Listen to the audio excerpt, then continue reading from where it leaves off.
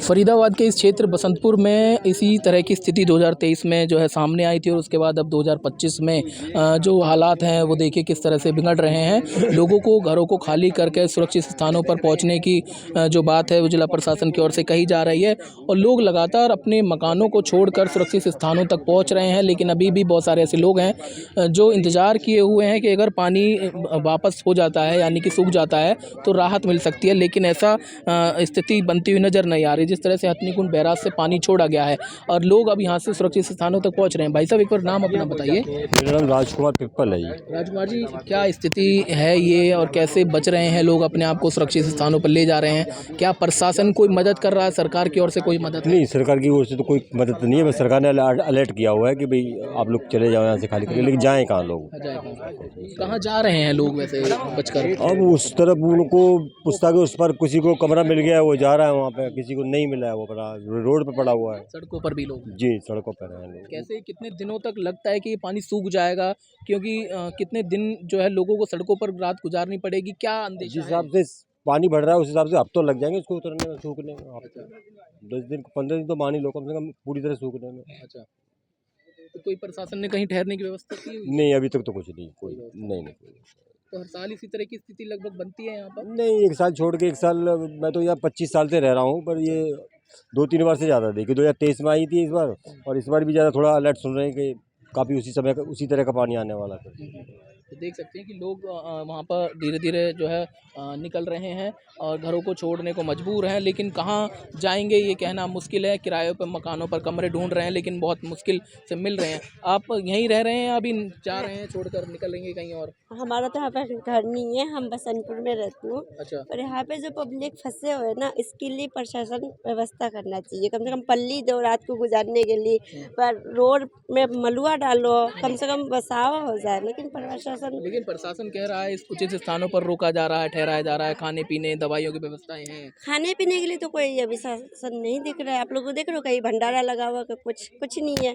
Public का सारे घर डूब गया। कम से कम भंडारा लगाना चाहिए। जिनका घर डूब गया उनको खाने का समस्या करना चाहिए। कुछ नहीं हो रहा, बस यही अलाउंस हो रहा है, खाली करो खाली करो। खाली करके जाएंगे कहाँ? वही तो है, कम से कम पल्ली दो, रहने के लिए सुविधा दो, इतना तो होना चाहिए। ये सब कुछ नहीं हो रहा है। कहाँ जाएंगे अगर ये खाली करने पड़े आपको? कोई व्यवस्था हुई है कोई किराए पे कमरे की या कुछ मिल रहे हैं किराए पे? कोई चीज नहीं है भैया। यहाँ जो है ना सबसे बड़ा है पैसे। गरीब को कुछ है ही नहीं, तो गरीब कहाँ से लेगा? बात वही वाली हो गई। गरीब कहाँ से लेगा? अभी रोटी नहीं मिल रहा खाने का बच्चा बुतरू को, तो मकान कहाँ से लेगा? ये पहले बताइए। कुछ तो होना चाहिए। सरकार भी कुछ एकदम आया, सुबह 2-4 को पोटरी बाटा, बस निकल गया। जिसको जो हुआ लिया, ये बच्चा सब बुका है, क्या करेगा? कमाइए नहीं और कहाँ से खाएगा?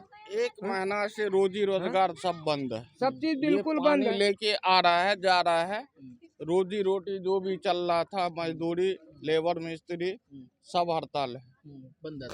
सबकी सब्जियां जो उगाई थी वो सब बर्बाद हो गया, फसल उसल सारा।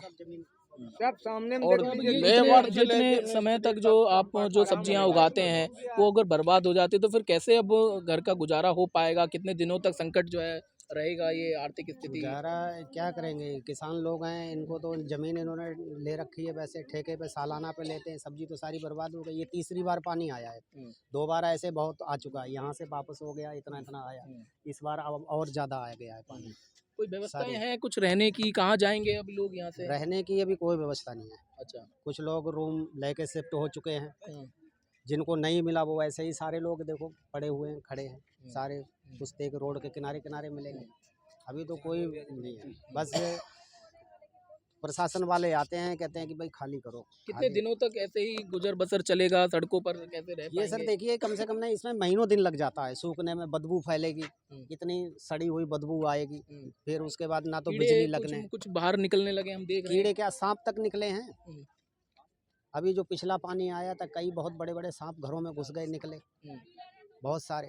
अभी तक तो महीनों दिन जो है, अगर ये पानी चला भी जाता है, दोबारा से बता रहे हैं कि और पानी छोड़ा गया है, वो आएगा। कह रहे 4-4 फुट पानी और लग जाएगा पुस्ते तक। तो अभी जो सामने देख ही रहे होगे, घरों में पानी इंटर कर चुका है। 1-1 फुट जो है कॉलोनी अंदर है, उनमें कम से कम 200 घर 250 घर आए कम से कम, नहीं पानी एंटर कर चुका है। अभी जो 2-4 घर बचे हुए हैं आपके सामने जो दिख रहे हैं अभी, और अगर पानी अभी फिलहाल पानी बढ़ ही रहा है, अभी 12:40 पे पानी वहाँ तक था, अच्छा, तो हमने ईंट लगाई। देखिए ये बता रहे हैं कि कैसे 12:40 पे यहाँ तक था यहाँ तक और पानी अब था, जैसे जैसे 12:40 समय आगे बढ़ रहा है और पानी जो है बढ़ रहा है, तो अब देखिए यमुना यहाँ से काफ़ी दूरी पर है और लेकिन यहाँ पर जो है पानी जो है अब बढ़ रहा है, तो समझिए कुछ ही देर बाद ये और बढ़ेगा और जो दूर तक जो आप देख रहे हैं वहाँ तक जो है पानी पहुँचेगा। और ये लोग हालांकि यही चाहते हैं कि सरकार कोई प्रशासन की मदद करे, लेकिन कोई ठहरने की कोई रुकने की व्यवस्थाएं नहीं हो पा रही हैं। और अभी जो है देख रहे हैं, माहौल समझ रहे हैं